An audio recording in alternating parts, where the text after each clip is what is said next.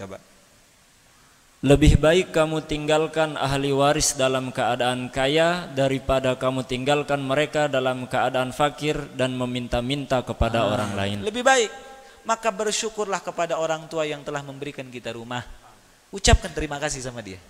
Ucapkan terima kasih sama orang tua yang telah menyekolahkan kita sampai S1, S2 atau berangkatkan kita ke Yaman atau ke luar negeri sebab mereka. Kita bisa kerja sebab mereka. Jelas? Jangan lupa harta kita ini sisipkan buat orang tua kita. Jazakumullah khair, terima kasih banyak buat orang tua kita yang telah mendidik kita, yang telah meninggalkan kita dalam kondisi berada, mampu, memiliki sampai bisa seperti ini.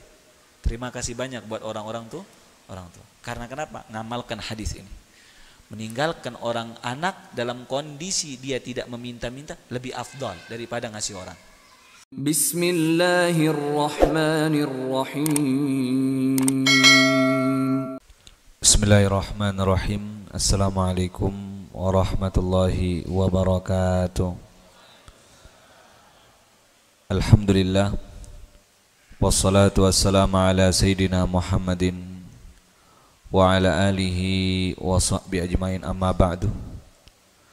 Bapak-bapak, ibu-ibu yang dimuliakan Allah Subhanahu wa taala, bersyukur pada Allah Subhanahu wa taala pada malam hari ini kita diberikan kesempatan oleh Allah Subhanahu wa taala untuk kembali duduk di majelis hadis Nabi Muhammad sallallahu alaihi wasallam. Kita sama-sama berdoa kepada Allah Subhanahu wa taala, semoga kita diistiqomahkan sama Allah Subhanahu wa taala, dipanjangkan umur sama Allah Subhanahu wa taala, dimurahkan rezeki oleh Allah Subhanahu wa taala. Hajat-hajat kita dipercepat sama Allah Subhanahu wa taala dan dipermudah oleh Allah Subhanahu wa taala. Keturunan dan istri kita dijadikan yang saleh dan salihah, dan kita meninggal dalam kondisi husnul khatimah. Bismillahil Fatihah. Subhanallah. Ihdinas siratal mustaqim. Ghairil maghdubi 'alaihim waladdallin. Bapak-bapak, ibu-ibu yang dimuliakan Allah Subhanahu wa taala, kita lanjutkan kajian kita dalam kitab Riyadhus Shalihin, masih tentang seputar pembahasan kita tentang bab ikhlas wa ihdarun niyah. Bab bagaimana menjadi orang yang selalu ikhlas dan menghadirkan niat kita. Orang yang ikhlas adalah orang yang tidak pernah menyebut-nyebut amalnya. Sebagaimana dalam surah Al-Ikhlas, surahnya namanya surah Al-Ikhlas, tapi bunyinya Qul huwallahu ahad, Allahus samad. Tidak ada menerangkan ayat tersebut tentang ikhlas. Tetapi ini maknanya apa? Ketika orang yang benar-benar ikhlas tersebut tidak pernah dia umbar dirinya ikhlas. Saya ikhlas ini? Tidak. Orang ikhlas yang karena Allah tidak pernah mengutarakan dirinya ikhlas maupun tidak. Hati satupun dari orang tidak tahu diri hati dalam hatinya tersebut, karena yang mengetahui hatinya tersebut adalah Allah. Cuma kita harus belajar bagaimana menjadi orang yang benar-benar ikhlas. Ketika menerima keadaan, maka Allah akan memberikan keadaan yang jauh lebih baik ketika kita ikhlaskan sesuatu tersebut. Silahkan, bismillah. Bismillahirrahmanirrahim. An Abi Ishaq Sa'd bin Abi Waqqas, Malik bin Uhayb bin Abdi Manaf bin Zuhrah bin Kilab bin Murrah ibn Ka'b bin Lu'ay al-Qurashi az-Zuhri radhiyallahu anhu, ahadil asharatil mashhudi lahu bil jannati radhiyallahu anhum, qala ja'ani Rasulullah sallallahu alaihi wasallam ya'udu bi 'ama hajjatil wada'i min waj'i taddabi, faqultu ya Rasulullah sallallahu alaihi wasallam inni qad balagha bi minal waj'i ma tara wa ana dhu malin wa la yarithuni illa banatun li afa atasaddaqu bi thulutsai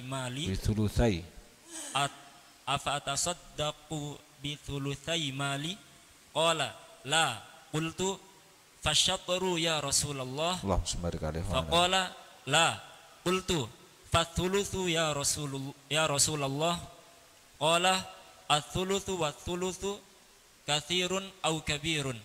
Innaka antadhara warathataka aghniya'a khairum min antadharahum 'alatan yatakaffafun nasa wa innaka lan tunfiqa nafaqatan tabtaghi biha wajhallahi illa ujirta 'alaiha hatta ma taj'alu fi fiyim ra'atik. Qala faqultu ya Rasulullah sallallahu alaihi wasallam ukhallafu ba'da ashabi. Qala innaka lan tukhallafa fata'mala 'amalan tabtaghi bihi wajhallah illa zdatta bihi darajatan wa rif'atan wa la'allaka an tukhallafa hatta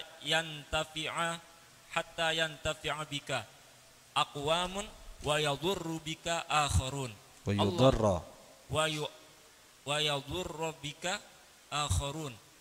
Allahumma amdi li ashabi hijratahum wa la taruddahum ala aqabihim. Lakinnal ba'isa Sa'd bin Khawlah yurthi lahu Rasulullah sallallahu alaihi wasallam an mata bi Makkah. Muttafaqun alaih. Ya. Kita dengarkan kisah seorang sahabat yang menjelang wafatnya, seorang sahabat yang kaya raya yang bernama Sa'ad bin Abi Waqqas.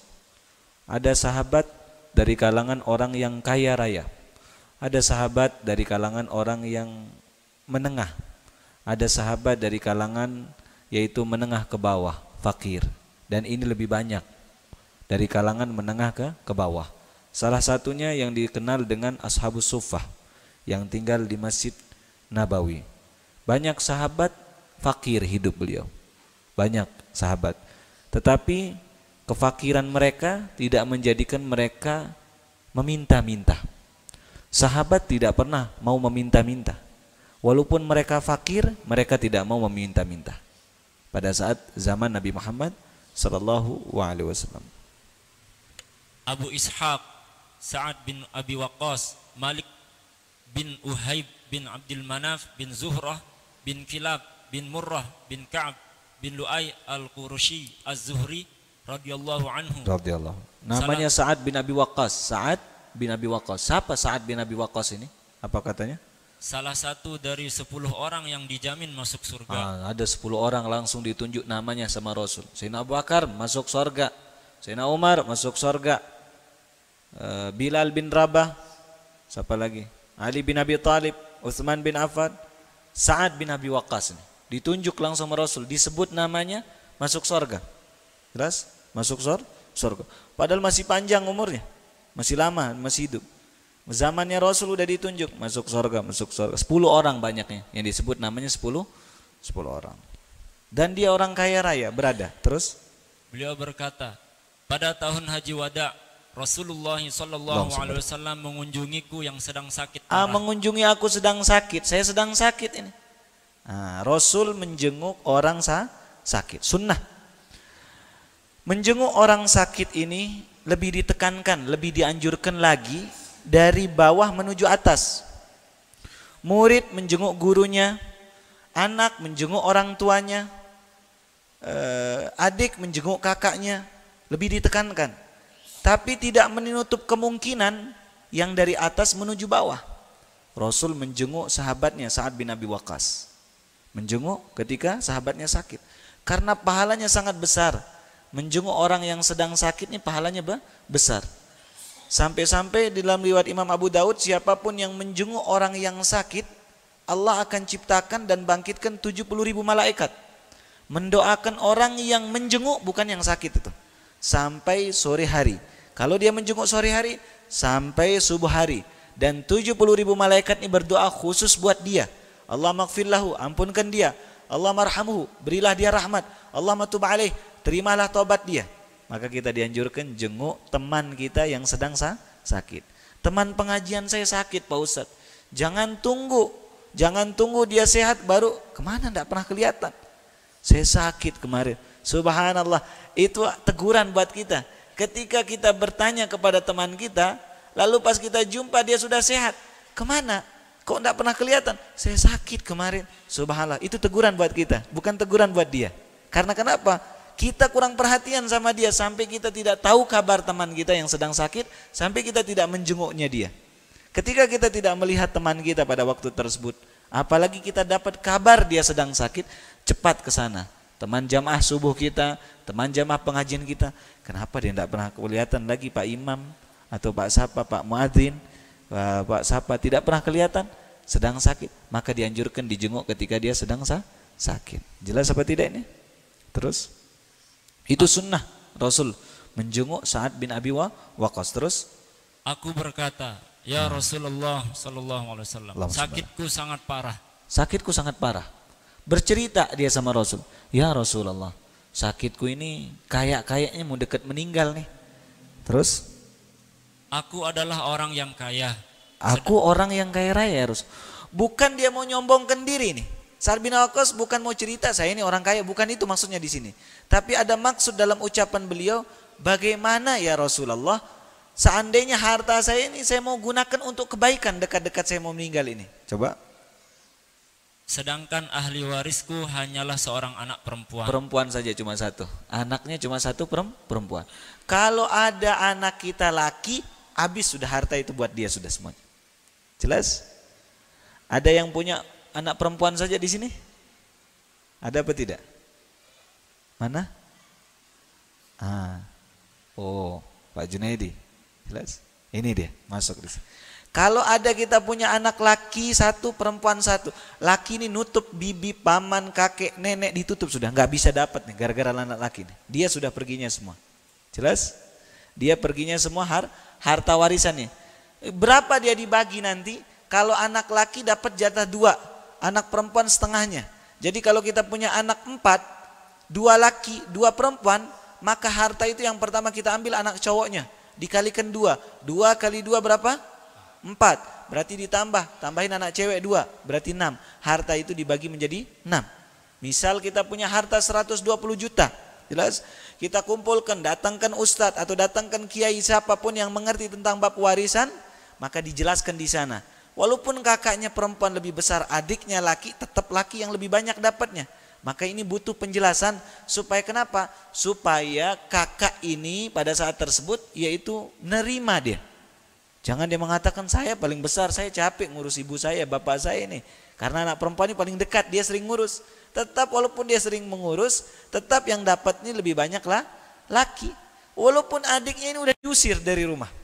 Jelas? Kecuali dia keluar dari Islam. Kecuali dia keluar daripada Islam pada saat tersebut. Walaupun dia masih bayi.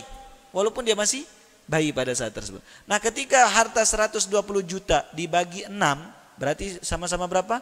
20 juta. Nah jatah laki dikasih 2, berarti 40.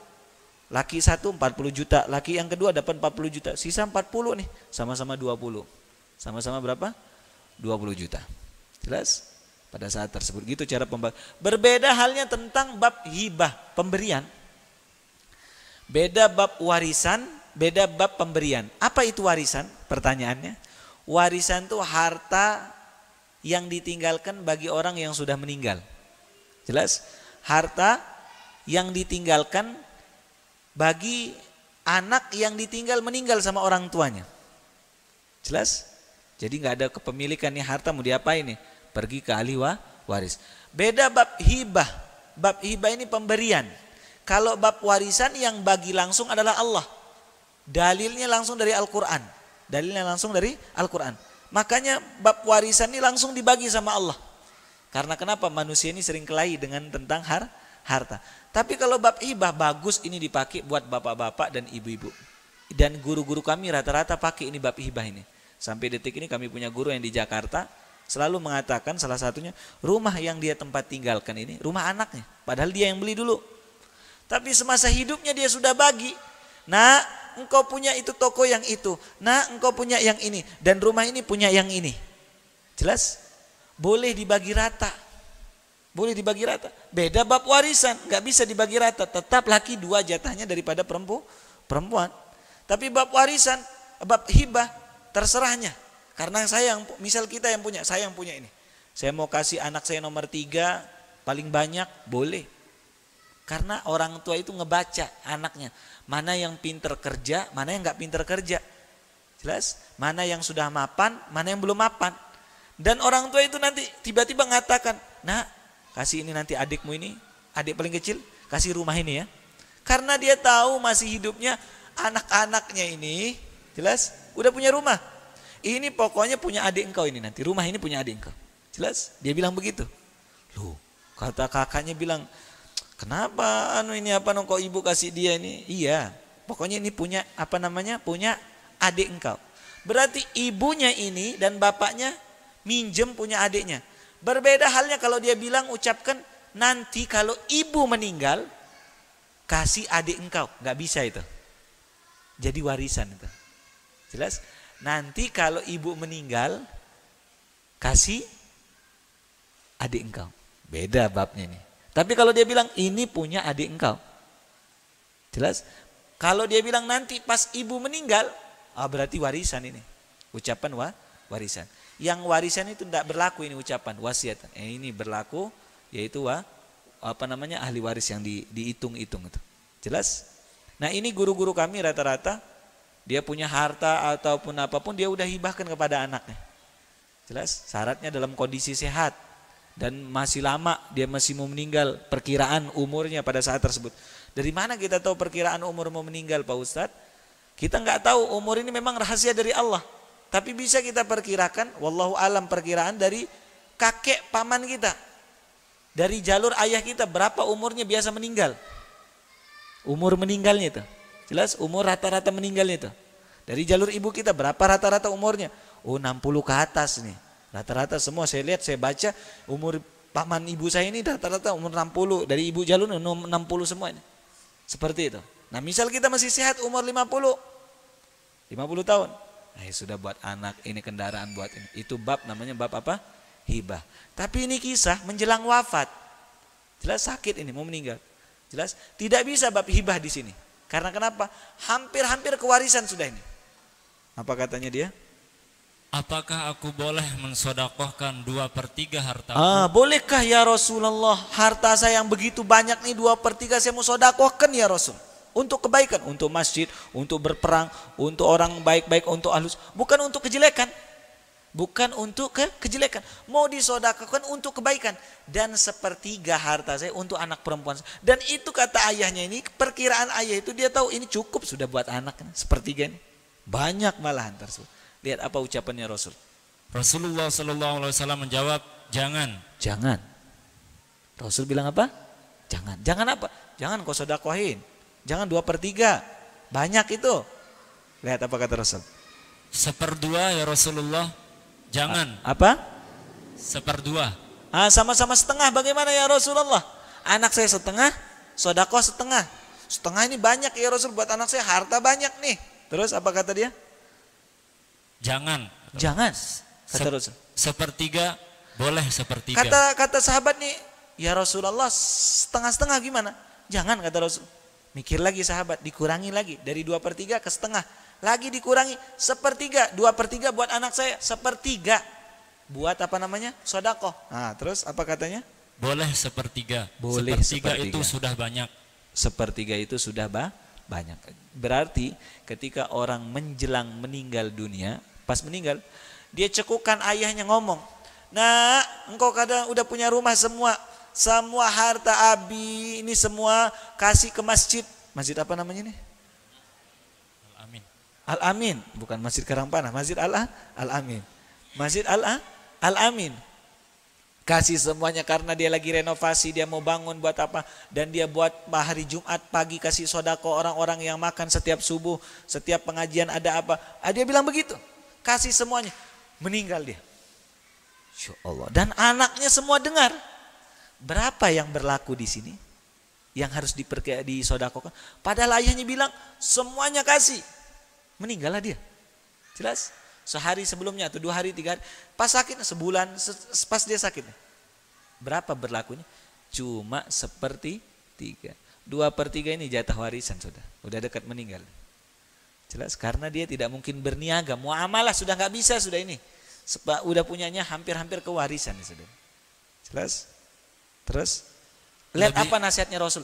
Kenapa Rasul melarang? Pertanyaannya. Rasul tuh bukan niat untuk orang larang orang sodakoh, nggak pernah Rasul melarang orang untuk kebaikan. Tapi Rasul melarang ada kebaikan di sana karena ada kebaikan yang lebih besar di sana. Jangan diarahkan sama Rasul, ini pergi kebaikan yang lebih besar lagi. Gitu. Jelas apa tidak ini? Apa kata Rasul? Lebih baik kamu tinggalkan ahli waris dalam keadaan kaya daripada kamu tinggalkan mereka dalam keadaan fakir.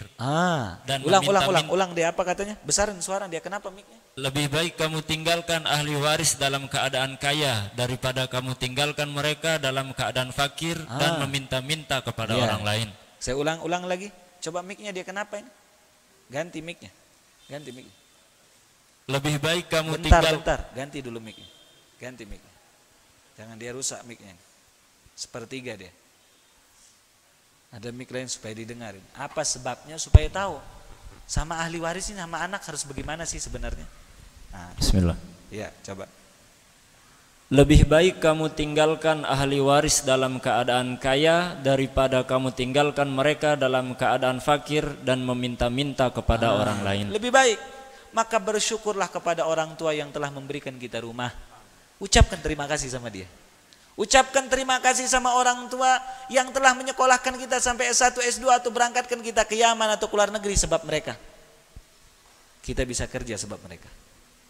Jelas? Jangan lupa harta kita ini sisipkan buat orang tua kita. Jazakumullah khair, terima kasih banyak buat orang tua kita yang telah mendidik kita, yang telah meninggalkan kita dalam kondisi berada, mampu, memiliki sampai bisa seperti ini. Terima kasih banyak buat orang-orang tua. Karena kenapa? Ngamalkan hadis ini. Meninggalkan orang anak dalam kondisi dia tidak meminta-minta lebih afdal daripada ngasih orang. Jelas? Jelas apa tidak? Itu ucapannya Rasul. Karena ada kebaikan lebih besar. Kadang orang sakit hati sama anaknya, aduh, saya mau sodakohin sudah. Enggak, saya mau kasih dia besok ini warisan. Loh, dia bilang enggak mau ngasih, tapi Allah suruh ngasih. Begitu dia meninggal sudah dia nggak bisa muamalah tetap. Walaupun sebenci-bencinya kita sama anak, tetap dia dapat warisan. Tetap dia dapat warisan. Tapi bagaimana kita tinggalkan anak kita ini? Mas'ul, tanggung jawab kita nih. Supaya dia nggak meminta-minta. Kenapa disebut fakir dan meminta-minta?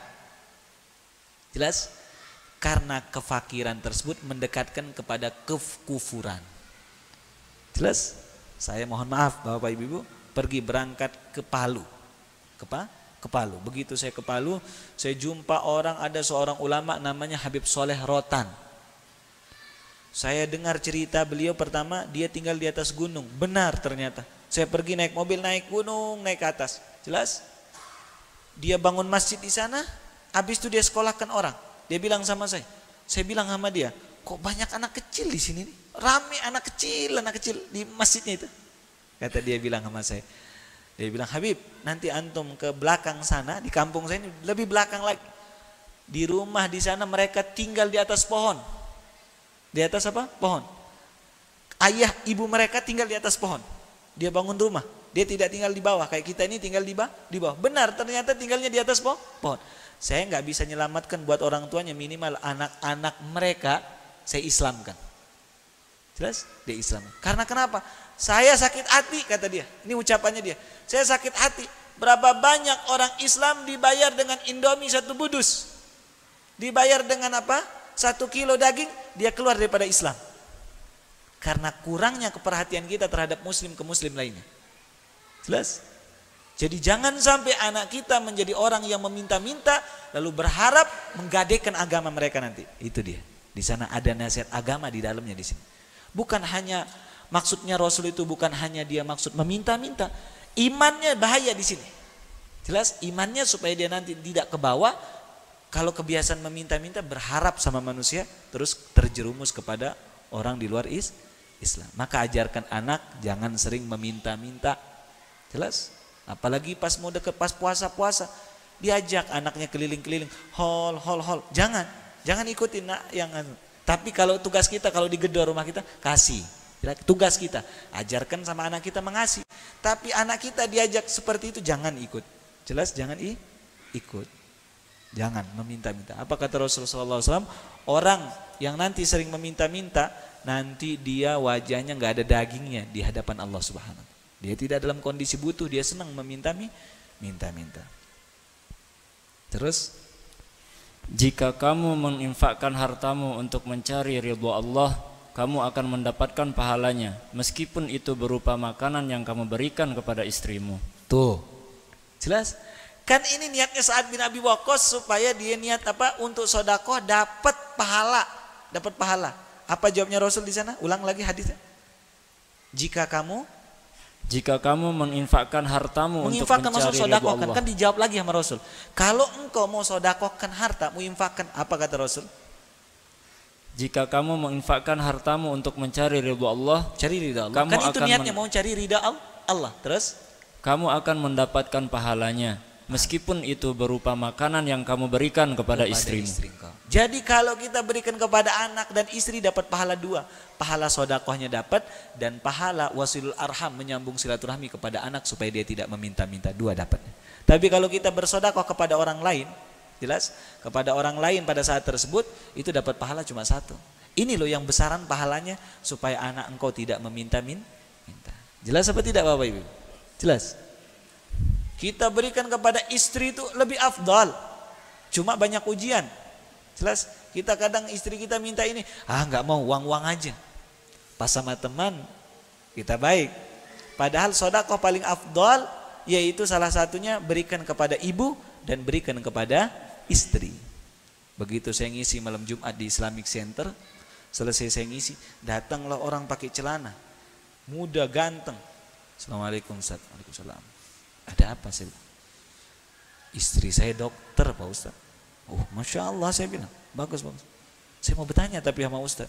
Saya bilang sama dia, saya tumben ketemu antum. Iya, saya tumben juga lihat pengajian Ustaz, kata dia. Saya mau bertanya, tapi saya tidak percaya sama istri saya. Istri saya bilang sama saya, sodakoh yang paling afdal tuh kepada istri.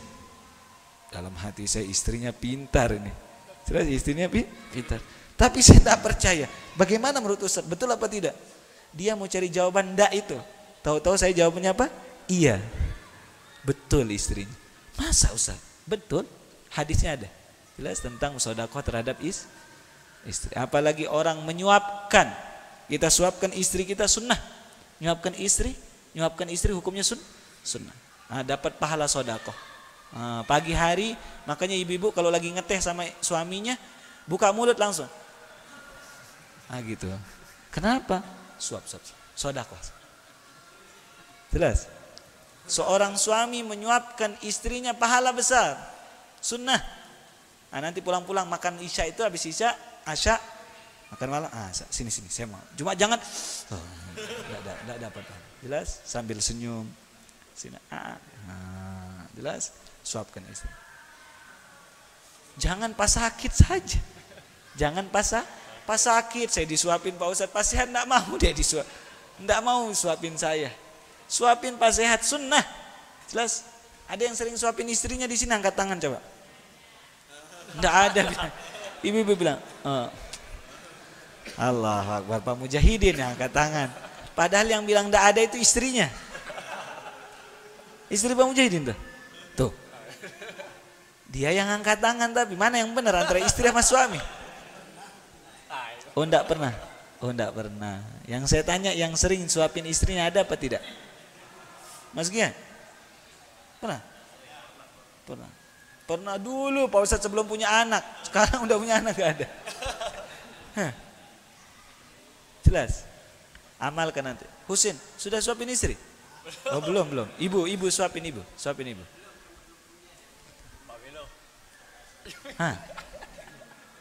Pak Mujahidin bang, Ustadz Hasan. Pak Edi sudah suapin? Alhamdulillah, Masya Allah. Akhir insya Allah. Suapkan. Pak Tamir? Disuapin? Jangan disuapin. Dia disuapin. Sunnahnya kita suapin. Kalau saling suap Pak Ustadz? Iya gak apa-apa kalau saling suap. Tapi laki dia suapin nanti pulang-pulang langsung amalkan. Besok malam kami saya tanya. Malam Kamis depan, amalkan langsung. Yang punya istri, jelas yang punya istri. Jangan istri orang disuapin. Jangan. Khair insyaallah. Terus apa kata Rasul? Ya Rasulullah. Apa? Ya Rasulullah, apakah aku ditinggalkan setelah teman-temanku? Rasulullah SAW menjawab, Apakah apa? apakah aku ditinggalkan setelah teman-temanku? Terus? Ditinggalkan di Mekah sedang teman-temanku berangkat bersamamu ke Madinah.